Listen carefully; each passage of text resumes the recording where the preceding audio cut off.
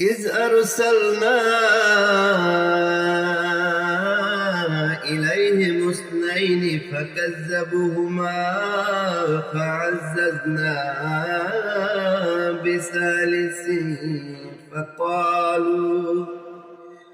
فقالوا إنا إليكم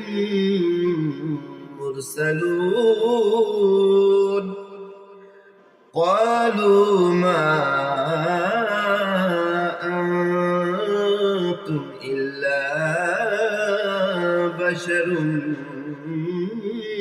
مثلنا وما أنزل الرحمن من شيء إن أنتم إلا تكذبون। যখন আমি তাদের নিকট পাঠিয়েছিলাম দুজন রাসূল, কিন্তু তারা তাদেরকে মিথ্যাবাদী বলল, তখন আমি তাদেরকে শক্তিশালী করেছিলাম তৃতীয় একজন দ্বারা, এবং তারা বলেছিল, আমরা তো তোমাদের নিকট প্রেরিত হয়েছি।